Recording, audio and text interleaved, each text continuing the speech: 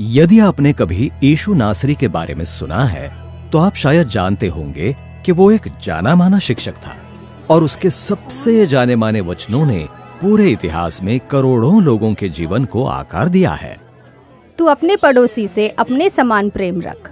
जो कुछ तुम चाहते हो कि मनुष्य तुम्हारे साथ करे, तुम भी उनके साथ वैसा ही करो। अब ये वचन यीशु की शिक्षाओं के उस संग्रह से लिए गए हैं जिसे कई बार पहाड़ी उपदेश कहा जाता है। ये केवल 3 अध्यायों का है, लेकिन इसके विचार और स्वरूप लंबे समय से चले आ रहे हैं। तुम पृथ्वी के नमक हो। तुम परमेश्वर और धन दोनों की सेवा नहीं कर सकते। पहले अपनी आँख में से लट्ठा निकाल ले, तब तू अपने भाई की आँख का तिनका भली भांति देखकर निकाल सकेगा। इस उपदेश में कुछ बहुत ही चुनौतीपूर्ण शिक्षाएं हैं। जो कोई तेरे दाहिने गाल पर थप्पड़ मारे, उसकी ओर दूसरा भी फेर दे। अपने बैरियों से प्रेम रखो और अपने सताने वालों के लिए प्रार्थना करो।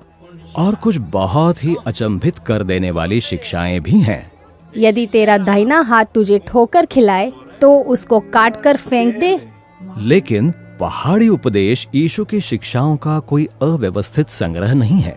इन्हें बहुत ही सुंदर रीति से व्यवस्थित किया गया है ताकि इन्हें आसानी से याद रखा जा सके और इन पर मनन किया जा सके। इस उपदेश के 3 मुख्य भाग हैं और बीच के भाग के भी 3 भाग हैं, और फिर उन बीच के भागों में से प्रत्येक के 3-3 भाग हैं। वाह, इस उपदेश को बहुत सावधानी से तैयार किया गया है। हाँ, और बीच के भाग के ठीक केंद्र में वो जानी मानी प्रार्थना है जो यीशु ने अपने अनुयायियों को सिखाई थी। हे हमारे पिता, तू जो स्वर्ग में है, तेरा नाम पवित्र माना जाए। तेरा राज्य आए। तेरी इच्छा जैसे स्वर्ग में पूरी होती है वैसे पृथ्वी पर भी हो। इसका क्या अर्थ है कि परमेश्वर का राज्य पृथ्वी पर आए? हमें ये याद रखना होगा कि यीशु यहूदी था और वो इब्रानी बाइबल, जो कि इस्राएल का पवित्र धर्म ग्रंथ है, पर मनन करते हुए पला बढ़ा था और उसमें परमेश्वर और समस्त मनुष्य जाति की कहानी बताई गई है। कैसे परमेश्वर ने एक सुव्यवस्थित संसार की रचना की तथा अपनी ओर से मनुष्यों को उस पर शासन करने के लिए नियुक्त किया। और जब मनुष्य परमेश्वर की बुद्धि और प्रेम के साथ शासन करते हैं और जब न्याय और शांति स्थापित होती है और सबके लिए पर्याप्त भंडार होता है, तो इसे कहते हैं परमेश्वर का राज्य। और इसे ही कहते हैं परमेश्वर की इच्छा का पृथ्वी पर वैसे पूरा होना जैसे वो स्वर्ग में पूरी होती है। और ये कोई आसान काम नहीं है। मनुष्य मूर्खता में विद्रोह करते हैं और अपनी बुद्धि से अपने साम्राज्य बनाने लगते हैं। और इसलिए परमेश्वर ने एक घराने अर्थात इस्राएलियों को चुना और उन्हें अपनी बुद्धि प्रदान की। इसे तोरा कहा गया, जिसका इब्रानी में अर्थ है शिक्षा। और सिनै पर्वत पर मूसा से शुरू करके परमेश्वर ने उनके साथ एक पवित्र वाचा बांधी। परमेश्वर ने केवल एक ही घराने को क्यों चुना? लक्ष्य असल में ये था कि इस्राएली परमेश्वर की बुद्धि से परिवर्तित हो जाएं, ताकि वे सब जातियों के सामने परमेश्वर के राज्य को प्रस्तुत कर सकें।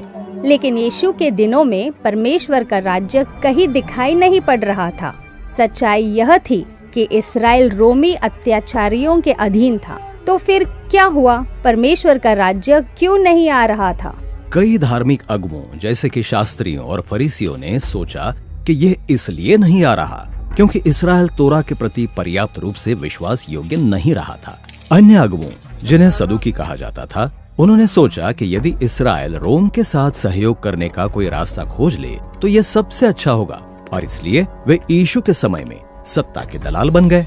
कुछ लोग रोम के विरुद्ध आजादी के योद्धा बनने के लिए पहाड़ों की ओर भाग गए।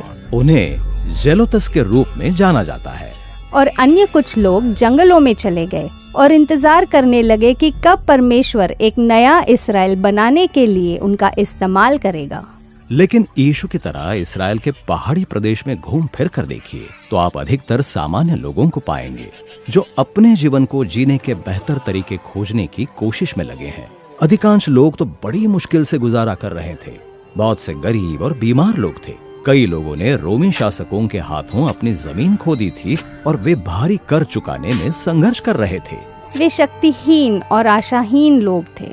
और इसलिए यीशु बीमारों को चंगा करते हुए और परमेश्वर के राज्य के आगमन की घोषणा करते हुए इन लोगों के पास गया। उसकी शिक्षाओं को सुनने के लिए हर जगह से लोग जमा हुए और एक दिन यीशु एक ऊंची पहाड़ी पर गया और कहा कि परमेश्वर का राज्य यहीं और उनके साथ आरंभ हो रहा है। आपके कहने का अर्थ है कि शक्तिहीन, कमजोर और महत्वहीन लोगों के साथ परमेश्वर का राज्य यही आरंभ होता है। हाँ, यही कारण है कि पहाड़ी उपदेश की पहली पंक्ति ये है, धन्य है वे जो मन के दीन हैं। दूसरे शब्दों में, आप कहाँ जाकर परमेश्वर की उपस्थिति और आशीष को जीवंत रूप में उमड़ते हुए देख सकते हैं?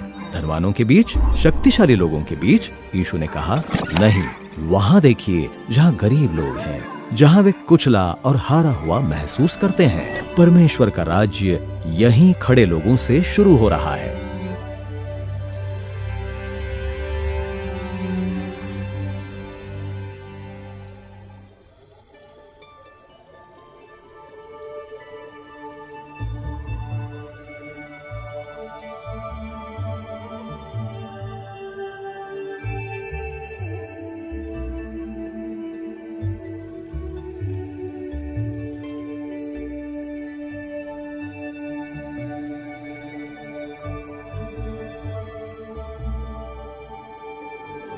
पहाड़ी उपदेश की एक सुविचारित रूपरेखा है।